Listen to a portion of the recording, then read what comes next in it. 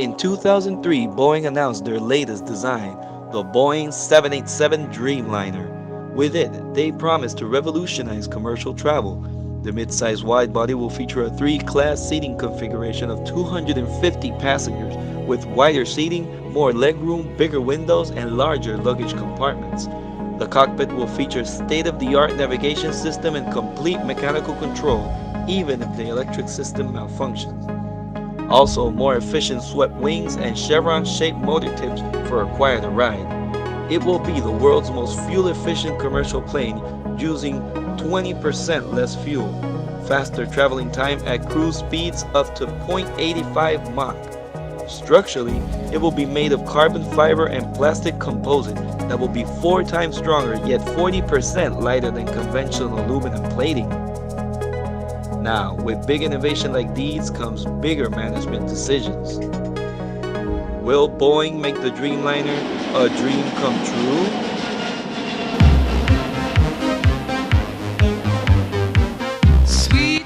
In 2007, Boeing unveils the aircraft, presenting a beautiful prototype. Boeing promised the 787 will take flight in 2 months.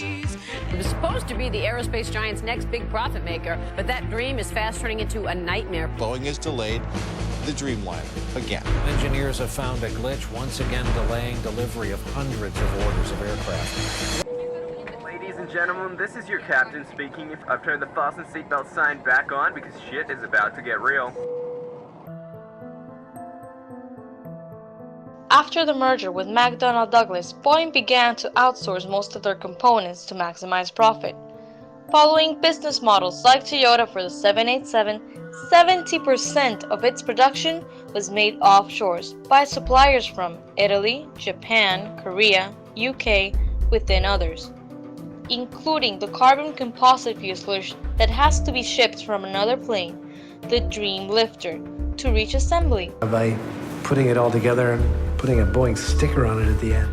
Inevitably, the supply chain was broken when many parts did not fit specifications or were unfinished, without including traditional problems assembly lines usually encounter.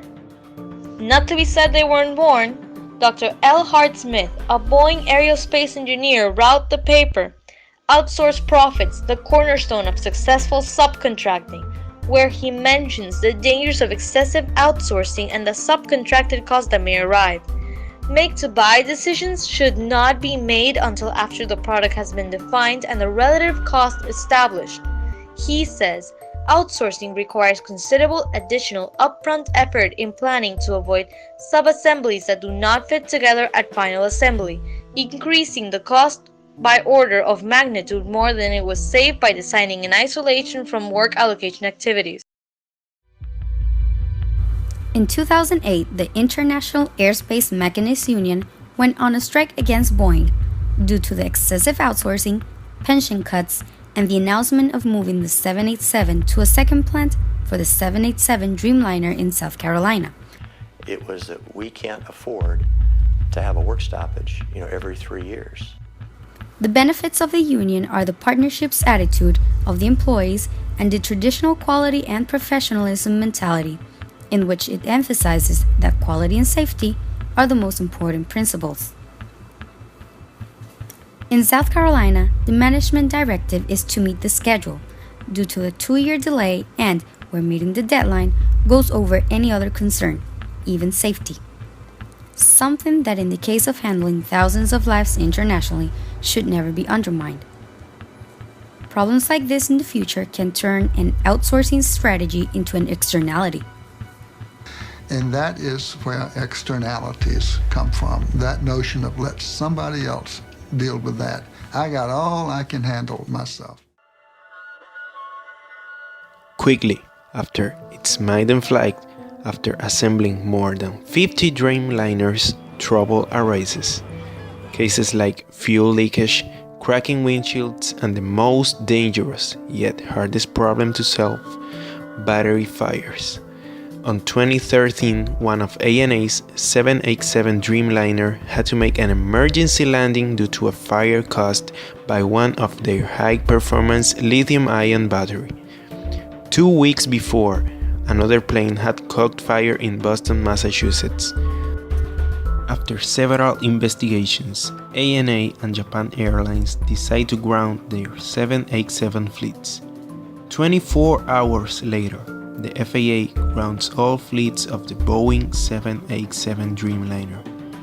After recent investigations by Will Jordan, it is found that the battery used in the Dreamliner is a lithium-cobalt battery, a powerful yet highly volatile battery prone to burst and combust.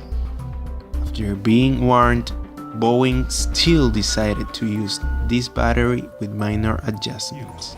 Any fire will be impossible because there's not enough oxygen to support combustion. But several leading scientists have their doubts. I don't think it's a sufficient fix.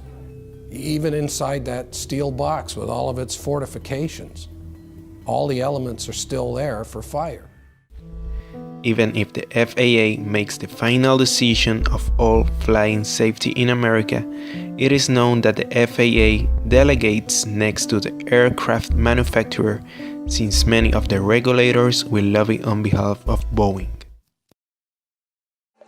Hopefully, cases like this can make the public and corporations worldwide understand the importance and delicate matter of engineering plans, high-quality products, safety concerns, and outsourcing decisions, because sometimes the pursuit of earning higher profits can end in more money than what saving promised.